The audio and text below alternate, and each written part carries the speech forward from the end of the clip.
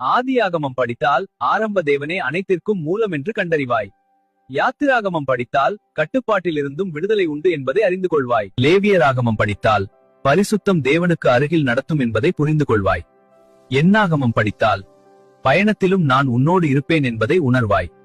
உபாகமம் படித்தால் கீழ்ப்படிதலில் ஆசீர்வாதம் பெறுவாய். யோசுவா படித்தால் விசுவாசம் வெற்றியை தரும் என்பதை காண்பாய். நியாயாதிபதிகள் படித்தால் தேவனை விட்டால் குழப்பம் வரும் என்பதை உணர்வாய். ரூத் படித்தால் உண்மையான விசுவாசம் புதிய ஆரம்பம் தரும் என்பதை காண்பாய். 1 சாமுவேல் படித்தால் தேவன் மனதை பார்க்கிறார் என்பதை அறிந்து கொள்வாய். 2 சாமுவேல் படித்தால் தவறிலும் கிருபை உண்டு என்பதை புரிந்து கொள்வாய். 1 இராஜாக்கள் படித்தால் கீழ்ப்படிதல் ராஜ்யத்தை நிலைநிறுத்தும் என்பதை அறிந்து கொள்வாய். 2 இராஜாக்கள் படித்தால் தேவனை மறந்தால் வீழ்ச்சி வரும் என்பதை உணர்வாய். 1 நாளாகமம் படித்தால் வரலாறு தேவனின் திட்டத்தை காட்டும் என்பதை காண்பாய்.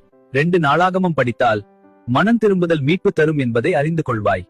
எஸ்ரா படித்தால் வார்த்தை மீண்டும் கட்டும் என்பதை புரிந்து கொள்வாய். நெகேமியா படித்தால் ஜெபமும் உழைப்பும் சுவர்களை எழுப்பும் என்பதை காண்பாய். எஸ்தர் படித்தால் சரியான நேரத்தில் நீ பயன்படுத்தப்படுவாய் என்பதை உணர்வாய். யோபு படித்தால் துன்பத்திலும் நம்பிக்கை நிலைத்திருக்கும் என்பதை அறிந்து கொள்வாய். சங்கீதம் படித்தால் கண்ணீரிலும் துதி செய்ய கற்றுக்கொள்வாய். நீதிமொழிகள் படித்தால் ஞானமான வாழ்க்கை வாழ பழகுவாய். பிரசங்கி படித்தால் உலகம் தற்காலிகம் என்பதை உணர்வாய். உன்னத பாட்டு படித்தால் உண்மையான அன்பின் அழகை காண்பாய்.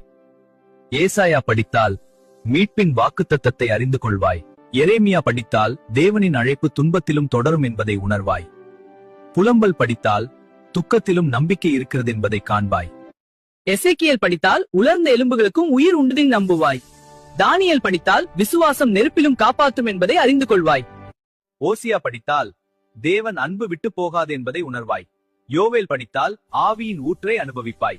ஆமோஸ் படித்தால் நீதியே தேவனுக்கு பிரியமானது என்பதை அறிந்து கொள்வாய். ஒபதியா படித்தால் அகந்தை வீழ்ச்சி தரும் என்பதை காண்பாய். யோனா படித்தால் மனம் திரும்புதலுக்கு கருணை உண்டு என்பதை உணர்வாய். மீகா படித்தால் நீதியாய் நடந்து தாழ்மையாய் வாழ கற்றுக்கொள்வாய். நாகூம் படித்தால் அநியாயத்திற்கு தீர்ப்பு உண்டு என்பதை அறிந்து கொள்வாய். ஆபகூக் படித்தால் கேள்விகளிலும் விசுவாசம் நிலைத்திருக்கும் என்பதை காண்பாய். செப்பனியா படித்தால் மனம் திரும்புதல் மீட்பு தரும் என் உணர்வாய்.